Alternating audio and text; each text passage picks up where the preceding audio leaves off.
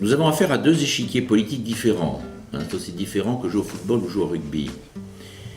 Dans le système français, les projets de loi sont proposés par le gouvernement. Et donc à l'Assemblée nationale, avant même d'ouvrir un projet de loi, vous êtes député de la majorité, vous avez un préjugé favorable.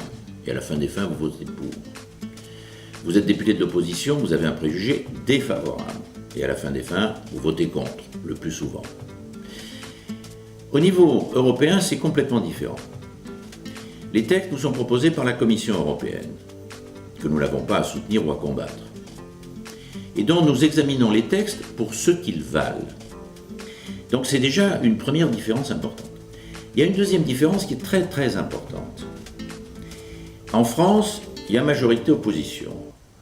En Europe, nous sommes élus selon la proportionnelle, ce qui fait qu'aucun groupe politique n'a la majorité à lui tout seul, ni même deux groupes ne peuvent avoir la majorité en faisant une coalition. Donc, si nous voulons que le Parlement joue pleinement son rôle, nous avons l'obligation de nous constituer une majorité, ce qui passe nécessairement par une discussion et la recherche d'un compromis entre le principal groupe de gauche, le principal groupe de droite et les autres groupes aussi. Il y a un groupe centriste, les libéraux-démocrates, il y a un groupe des Verts, qui est souvent constructif, et puis il y a les groupes extrémistes qui, en général, votent systématiquement contre tout.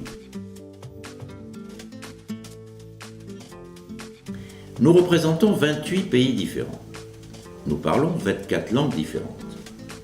Nous construisons l'Europe pour tourner définitivement la page sur les siècles passés, et notamment le XXe siècle, où nous nous sommes haïs et nous nous sommes massacrés jusqu'aux crimes les plus horribles contre l'humanité. Et nous ne voulons plus jamais revoir cela. Et le miracle de la construction européenne, c'est que nous avons réussi non seulement à conserver la paix entre nos pays, mais à réconcilier nos peuples de manière incroyable.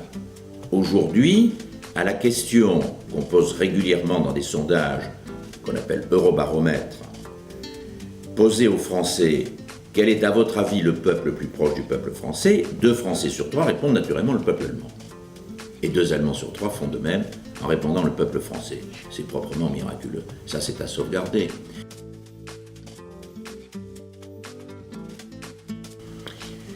Ben, vous avez une chance extraordinaire, notamment celles et ceux d'entre vous qui votent pour la première fois de leur vie. C'est que c'est maintenant que le pouvoir est à prendre en Europe. Et il est à prendre par les citoyens. Jusqu'à présent, l'Europe était en fait dirigée par les dirigeants nationaux. Les chefs d'État et de gouvernement qui se rassemblent en sommet tous les 2 mois à peu près, pendant 2 jours, et qui à huis clos prennent les décisions. Ce temps-là est fini. Pourquoi ? Parce qu'il y a un nouveau traité européen.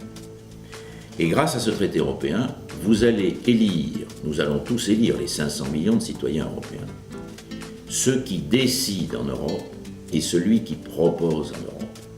C'est-à-dire ceux qui ont le pouvoir. Et c'est vous qui allez l'exercer à travers eux. Ceux qui décident, les députés européens, le Parlement européen s'appelle Parlement, mais ce n'est que maintenant qu'il mérite le nom de Parlement, parce qu'il n'y aura plus aucune décision prise à huis clos par les chefs de gouvernement applicable si elle n'est confirmée dans les détails, article par article, par le Parlement européen.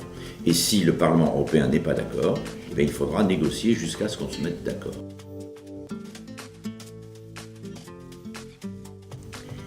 J'invite tous les jeunes à le lire, parce que malheureusement, les cours d'instruction civique ne parlent pas suffisamment des institutions européennes, et je regrette d'ailleurs que cette élection si importante n'ait pas donné lieu à une information civique à travers la radio-télévision nationale, comme cela est traditionnellement le cas.